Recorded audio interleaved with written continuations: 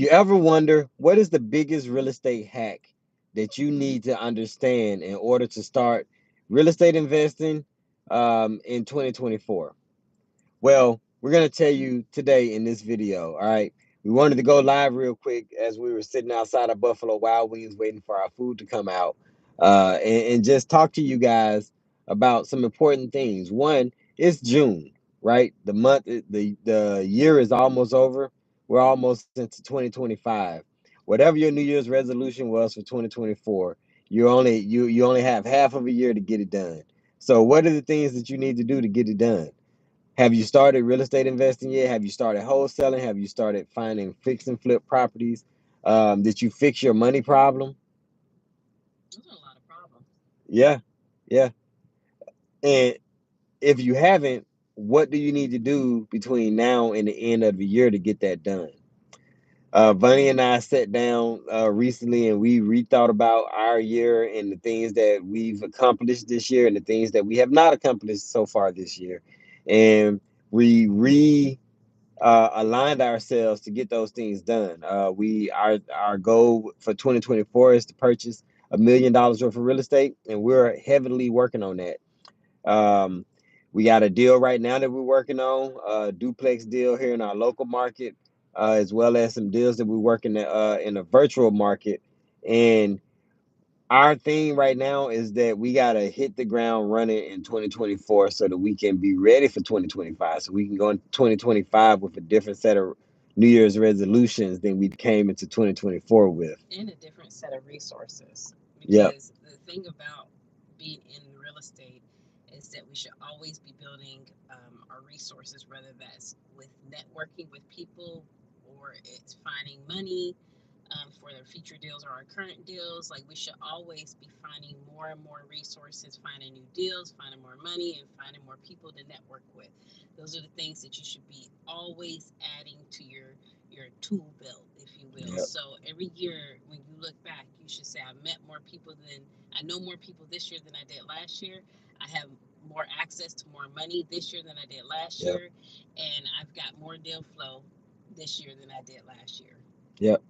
And there's so many different ways that you can go about doing that. One is just by networking. You know, your deal flow, your cash flow, your net worth, how much money you can borrow. All of that can change literally through networking. You never know if the person who already has the money that doesn't have the deal is at the networking event, and you have a deal but don't have the money. Sometimes you got to partner up. You know, our current deal, we're offering up cash flow and equity to our investors, so they're going to get monthly cash flow and equity in a student housing deal that we've put together. We're gonna manage it because it's in our local market, but because we wanted to get this deal done and we didn't want to tie up money of our own or money of someone else, so we went with our investors, and for the investor, they're gonna get a percentage of the cash flow and of the equity on the deal. Like that's a win-win. So how can you create situations like that are win-win situations that a person would not mind spending their money on, And investing their time into, their money into? I like to say something else. This thing I hear a lot about, and especially if you're new in the investing world, um, or you just been there, the thing I hear a lot of people say is that they don't know where to find the money. Like Yeah. everybody's always like, I don't know where to find the money. Where do I find the money? Where do I find the money? It's like, well, have you even looked for the money? Because the money's sitting in your face. But you have to network to find the money. You have to search for what you're looking for. If you just go into these meetups and you're the fly on the wall and you just checking out the Not scenery, talking to you know, anybody. Yeah. like you over there on the wall being weird at a network event, at a networking event. Let me say it again for the people in the back. At a networking event, Yeah. okay, you are there to network because you don't know who is who. And let me tell you, at these network events, don't be a respecter of person. You don't know who you're talking to. Yeah. You don't know what that person can bring to the table. What their net worth is. Don't assume because they look like they've been working outside all day that they don't have the funds that you may need or know the person that you need to go and talk to. That's true. So always be building these relationships up. Get out of your comfort zone. Get out of that. Like it's for the birds. You don't have time for that. You're on a money move. Okay, you're there to meet people. You're there to network. You're there to see what you can do for them.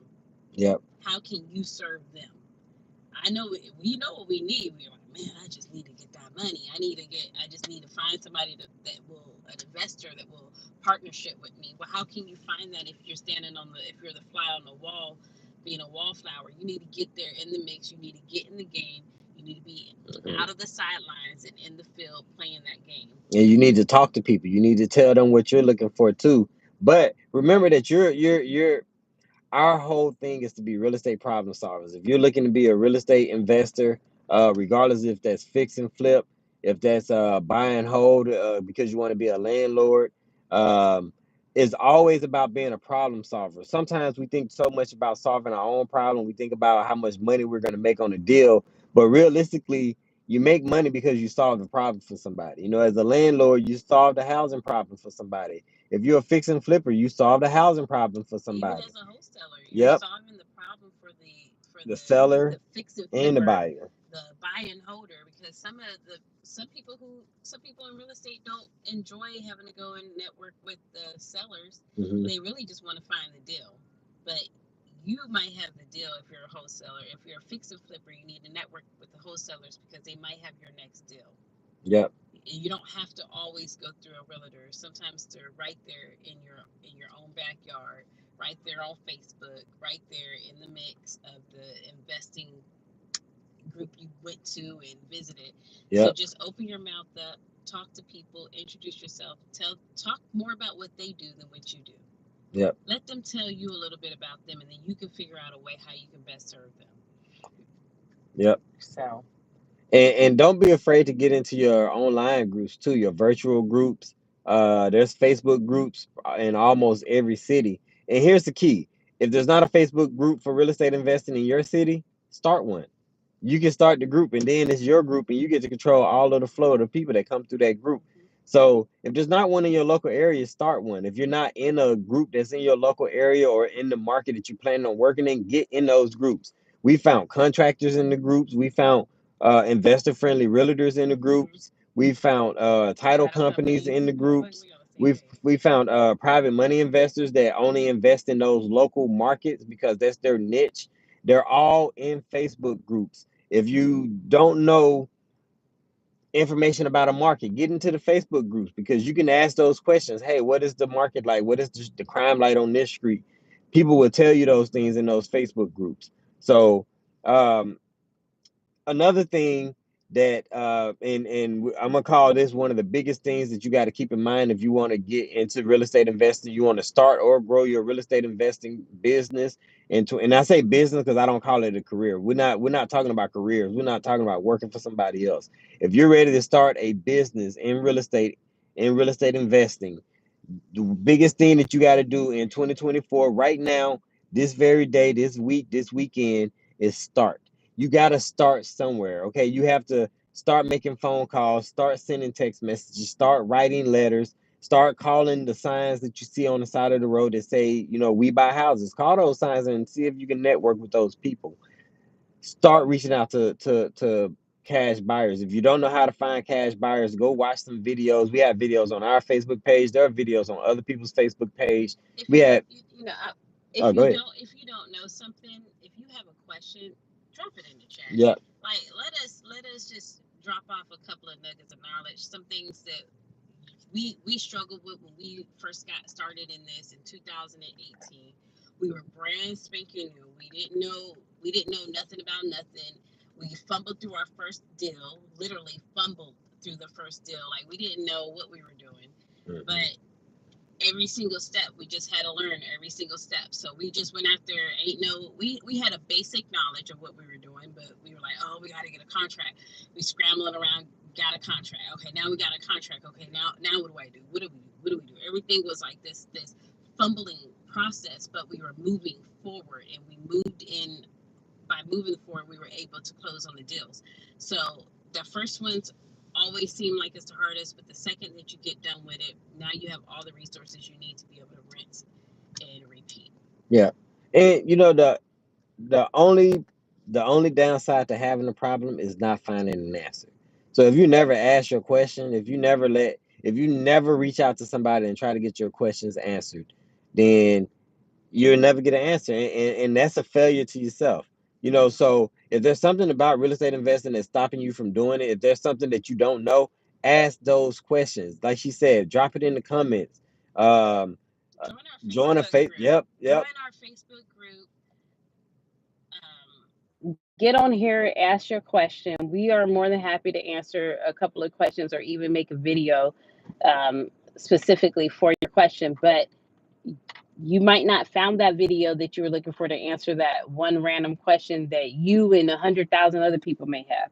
So definitely ask the question so we can answer it for the people. Um, that's why we're here. That's why we do what we do. This is why we're on this channel. We're on this channel so that we can help the next person so that they don't have to go through what we went through. We were on YouTube, but this is what 5 years ago. Yeah. 5 years ago, 6 years. Wait a minute. No, it's 2024. 6 years. 6 years. Yep, Yeah, 6 years. So just keep that in mind. Like, ask those questions so you don't have to be lost. Ask the questions that you think are small because they seem small, but they're sometimes they can just be a quick, easy answer. We got techniques and skills that I won't say average investors have. We know how to maneuver within networking. If you don't know what to say in a networking event, we go to plenty. If you don't know what strategy that you want to do, we can help you figure out a brainstorm on some of the strategies that we may have used or ideas that you can look into. So when you look at a property, you always want to be thinking about how many different ways can I exit out of this property if I get into it. If we're looking at student housing right now, but you know what? If student housing didn't work out, we know we can midterm rental, we can short term rental, we can section 8 it. There's like we could wholesale out of it. You know what I mean? And we can Like still do traditional we could rent. do traditional rent. Yeah. So the thing is that there's so many different options, and you want to keep all your options open and be ready to pivot at any time, so that no matter what extra strategy that you decide to choose from, you always win. Yep. But again, the key is to start doing whatever it is that is going to give you the financial freedom that you really want out in life. Okay. If it's not real estate investing, whatever it is, but look, real estate investing is a great way to get financial freedom. It's a great way to get time freedom. Time freedom is even more important than financial freedom, believe it or not. The ability to be able to have to the ability to be able to control your time, to not have to go into a job because somebody else told you to come in to work for pennies. Some of you guys are way too talented to be wasting your time working for someone else. Okay, make better use of your time so that you can control your time because you only get one life here on this earth. You don't want to spend it dancing for dollars. Dancing for Yeah, dollars. doing tricks for dollars. You I don't no, want to do I fully understood. that. I mean, I'm just saying, like, it's time. 2024 is almost over, and it's time. It's time.